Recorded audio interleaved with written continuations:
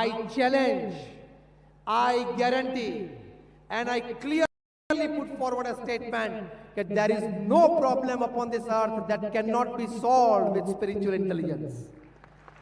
પૃથ્વી ઉપર કોઈ પ્રશ્ન એવો નથી જે આધ્યાત્મિક બુદ્ધિથી એનું સમાધાન નથી. એ થઈ શકે છે. તો if you have a spiritual intelligence, આ પુસ્તકમાં 8 લક્ષણો લખ્યા છે.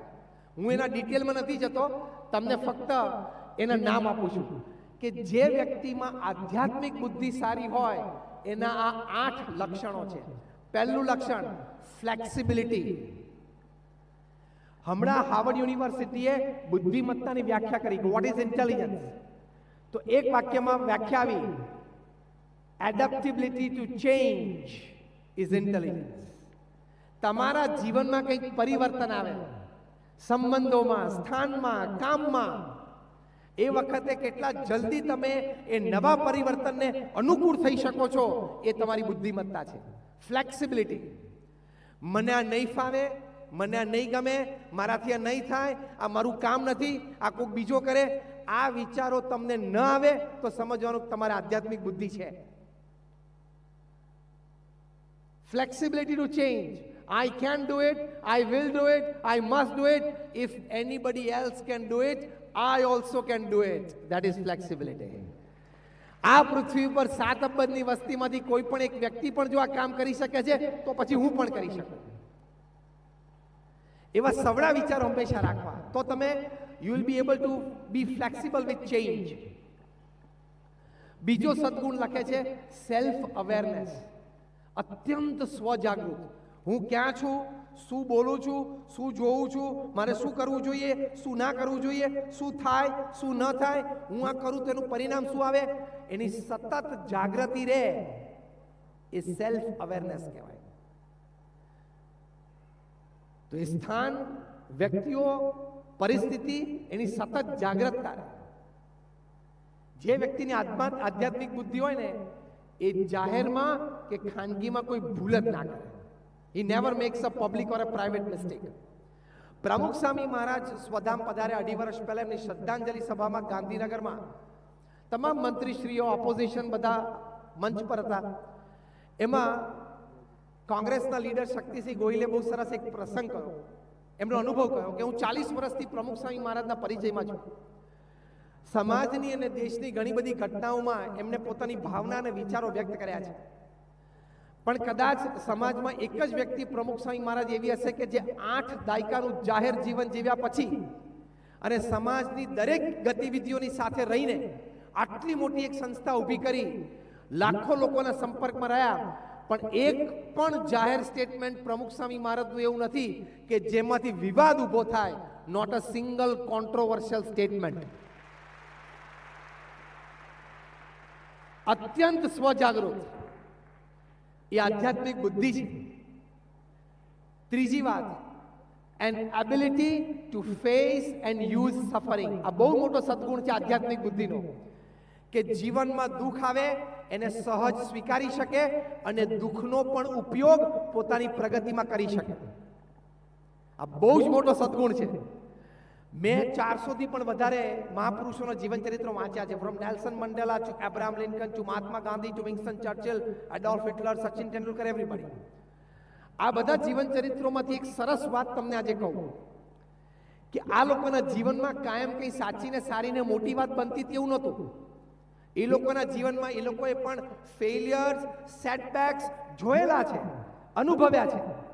પણ એ લોકોએ હંમેશા જીવનમાં જે સેટબેક્સ અને ફેલિયર્સ આવ્યા, એટલે જે કંઈ દુઃખ આવ્યું એને સવડી રીતે જોયું. દુઃખ આવ્યું પણ દુઃખી ન થયા, એ દુઃખને સ્વીકારી શક્યા અને એમાં વિચાર અને ભાવના ભેળવીને એ દુઃખનો પણ ઉપયોગ પોતાની પ્રગતિ માટે અને પોતાના મિશનને આગળ વધારવા માટે કરી શક્યા. આ એક બહુ જ મોટી તાકાત રહેલી હોય છે અંદર. દુઃખ આવે એટલે બેસી નહીં જવાનું, ગભરાઈ નહીં જવાનું, હાય હાય મારું શું થશે એવું નહીં વિચારવાનું. આવ્યું, એક્સેપ્ટ ઇટ, સ્વીકારી લેવાનું, થાય, બનવા જોગ છે.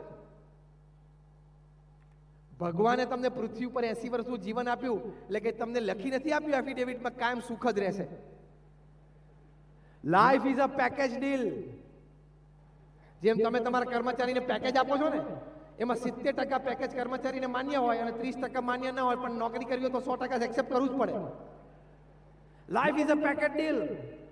સુખે આવે ને દુઃખ આવે, પણ દુઃખમાં તમે સ્થિર રહી શકો સ્વીકારીને.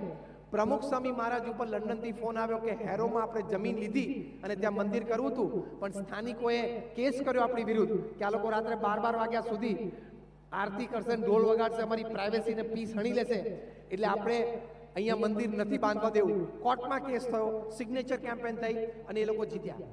પ્રમુખ સ્વામી મહારાજ ઉપર ફોન આવ્યો કે આપણે કેસ હારી ગયા અને આપણે ત્યાં હવે મંદિર નહીં કરી શકીએ. પ્રમુખ સ્વામી મહારાજનો ફર્સ્ટ રિસ્પોન્સ, જો આધ્યાત્મિક બુદ્ધિ કોને કહેવાય, વોટ ઇઝ સ્પિરિચ્યુઅલ ઇન્ટેલિજન્સ?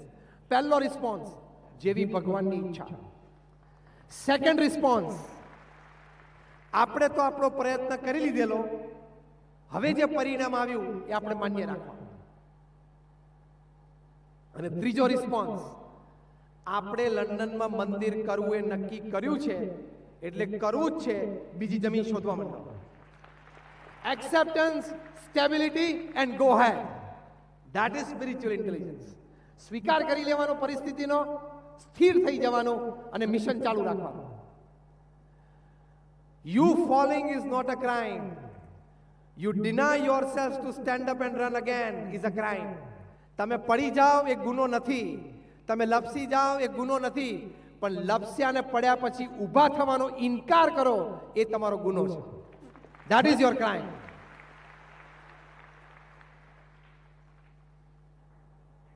તો an ability to face and use suffering. આપણી દુનિયાની જે, આપણા દેશના જે સર્વોચ્ચ વ્યક્તિ છે ને અત્યારે, એની પાસે બહુ મોટો સદગુણ છે કે એની ઉપર કોઈ ગમે તે ગાળ નાખે ને એ ગાળનો પણ એ મોટી વોટ બેંકમાં પરિવર્તન કરી શકે છે. આ એક નેક જોઈએ, આ એક આવડત છે, આ બહુ મોટી આવડત છે કે મને આવું કહી ગયો હવે શું કરું, એમ દિવેલ પીધેલું મોઢું લઈને નહીં ફરવાનું. દરેક વાતનો ઉપયોગ થઈ શકે. તમારો વિચાર અને અભિગમ ઉપર આધારિત છે. તમને કોક ગાળ દે ને, એ વ્યક્તિને કોકે ગાળ દીધી કે ગુજરાતના ગધેડા, તો એનો ઉપયોગ એને વોટ બેંકમાં કરી નાખ્યો. તો એક આવડત છે, એ સ્પિરિચ્યુઅલ ઇન્ટેલિજન્સ છે. ત્રીજો ગુણ, ચોથો ગુણ બહુ સરસ લાગે છે, an ability to be inspired by a vision.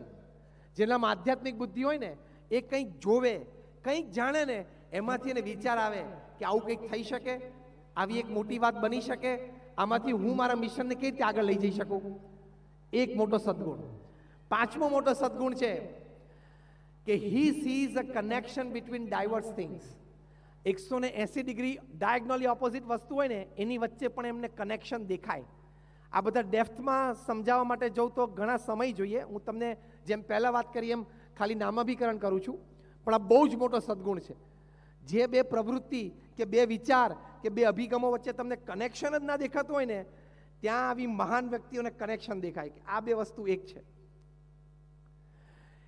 પછી છઠ્ઠો મોટો સદગુણ,